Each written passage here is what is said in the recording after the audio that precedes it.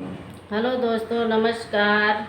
मेरे YouTube channel में आप सबका स्वागत है। लेकर आई हूँ सोहर गीत। वीडियो पसंद आए तो कमेंट बॉक्स में बताएं।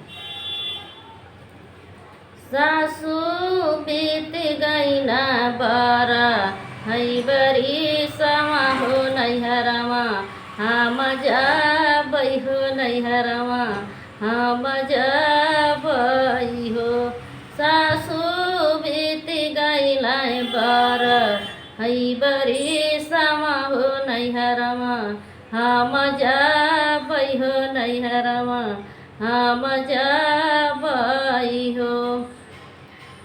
बौहार तू तहायु जानम, कई बझिनिया हो नैहरवा, कैसे जाबू हो नैहरवा, कैसे जाबू हो। धाना तू तहायु जानम, कई बझिनिया हो नैहरवा, कैसे जाबू हो नैहरवा, कैसे जाबू हो। ये तनी बचाना धान सुनली हो सुनाहू, नाही पावली हो सुनाहू, नाही पावली नी हो। धाना नदिया किनारे लक्षित रावली हो कि गंगा, से अरज कराई गंगा, से अरज कराई हो। धाना नदिया किनारे लक्षित रावली हो कि गंगा, से अरज कराई गंगा, से अरज कराई हो।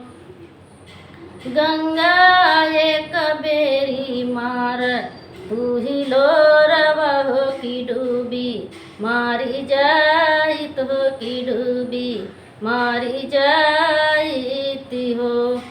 बीचे ही धारा वहाँ से बोलाई हो कि, बीचे ही धारा वहाँ से गंगा हो जी बोलाए। धानाया चरे में ले तू तिल चाउर हो कि सुरु, जू मनावतु हो होरिलवा, तोहरे होई हई हो बबुलवा, तोहरे होई हई हो। ये तनी बचाना धान सुनली हो लवाटी, घर आइलिन हो लवाटी, घर आइलिनी हो। धानाया चरे में लिहिनी तिल चाउर हो कि सुरु, जू मनावई हो कि सुरु, जू मनावई हो। धानाया चरे में लिहिन तिल चाउर हो कि सुरु, जू मनावई हो कि सुरु, जू मनावई हो। एक माह बीत लाई दुई माह आव, रउतिनी माह हो। हरे नावए में होरी लाजा नाम लई हो यंगनवा, उठे सोहर हो यंगनवा, उठे सोहर हो।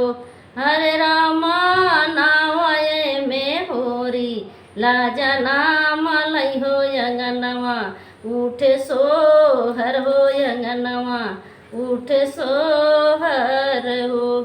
घरमा से नीक रई बहुरिया हो कि सासू, के बोलावई हो कि सासू, के बोलावई हो। सासू ले तू नहोरी लाखे लावत हो कि पैया, तोहरे लागित हो कि पैया, तोहरे लागित हो। ये तनी बचाना सासी सुनालिन हो सुनाहू, नाही पावालिन हो सुनाहू, नाही पावलिनी हो। सासू लाजिया का मारे धासी गईलिन हो जब बवा, नाही दिहलिन हो जब बवा, नाही दिहलिनी हो। सासू लाजिया का मारे धासी गईलिन हो जब जबबवा नाही दिहलिन हो जबबवा नाही दिहलिनी हो।